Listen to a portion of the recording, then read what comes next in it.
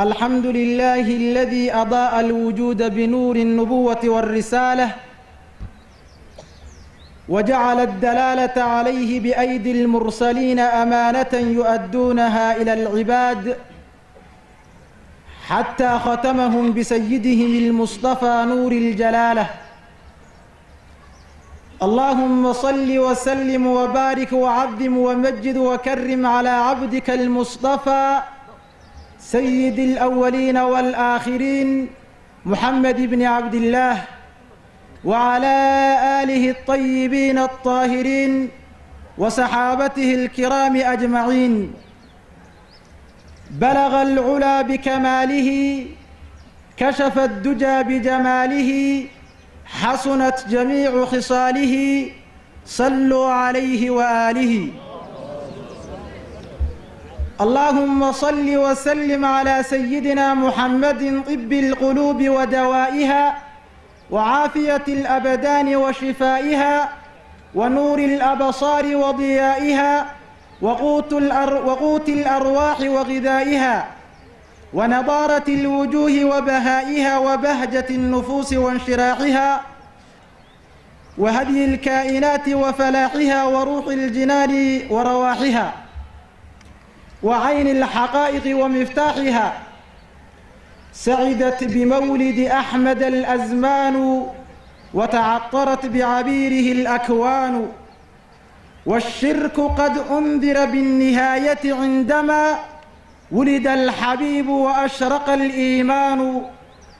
ولدته آمنة نقية ظاهرة وأتم حسن صفاته الرحمن. بدت لمولده الكريم بشائر قدسية وتزلزل الإيوان. ألف ألف صلاة وألف ألف سلام عليك يا رسول الله يا سيد الساجدين. كل القلوب إلى الحبيب تميل ومعي بهذا شاهد ودليل. أما الدليل إذا ذكرت محمدا صارت دموع العارفين تصيل. هذا رسول الله نبراس الهدى، هذا لكل العالمين رسول.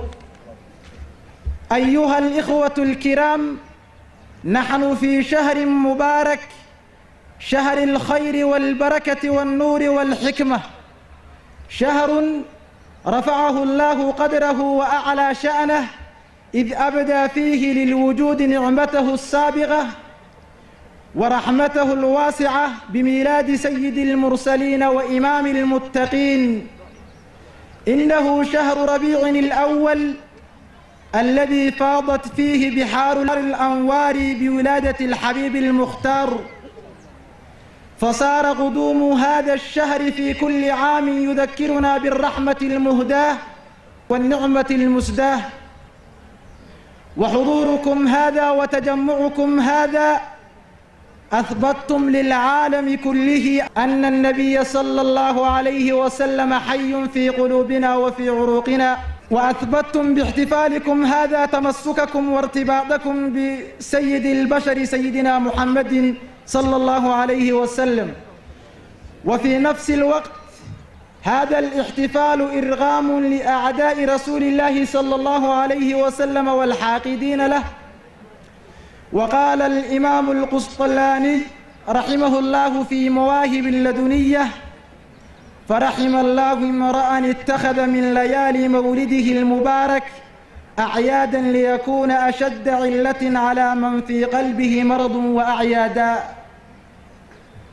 نحتفل اليوم مع إخواننا المسلمين في كل أرجاء المعمورة بأعظم لحظات شهدتها البشرية على الإطلاق، ذكرى العاطرة لمولد نبي الرحمة والهدى وخاتم الأنبياء والمرسلين وسيد الأنام سيدنا ونبينا محمد صلى الله عليه وسلم، الذي بعثه الله ليتمم مكارم الأخلاق.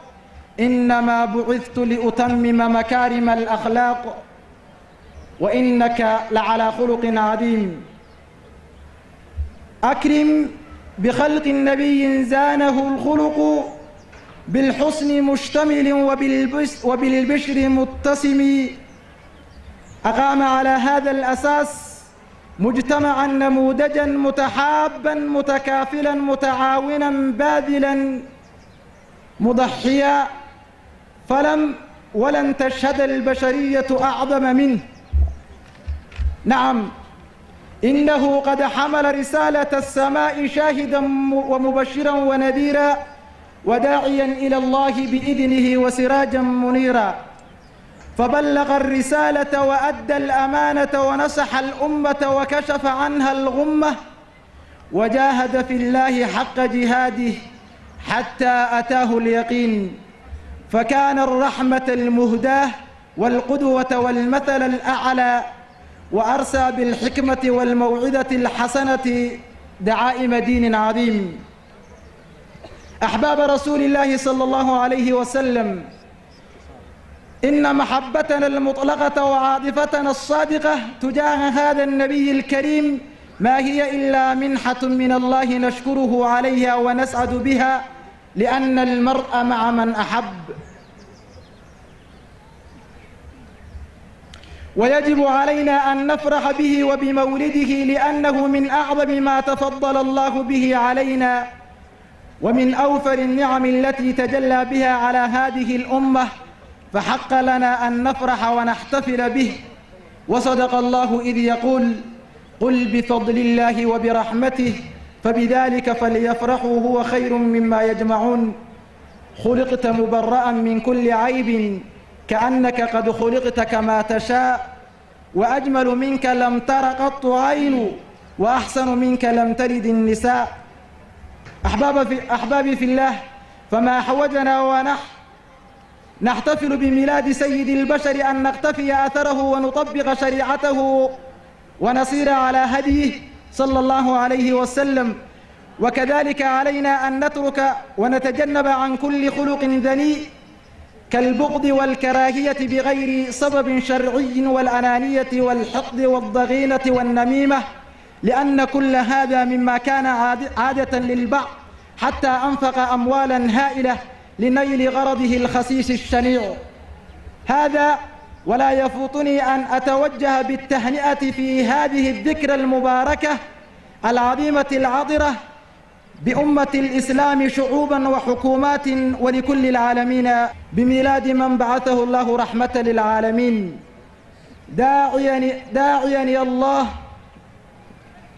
عز وجل أن يعيد هذه المناسبة الغالية علينا جميعا بكل خير وتوفيق، ونحن أفضل حالا وأعلى شأنا وأكثر تكاتفا وتضامنا. صلى الله وسلم على سيدنا ونبينا محمد وعلى آله وأصحابه والتابعين لهم بإحسان إلى يوم الدين، والسلام عليكم ورحمة الله وبركاته.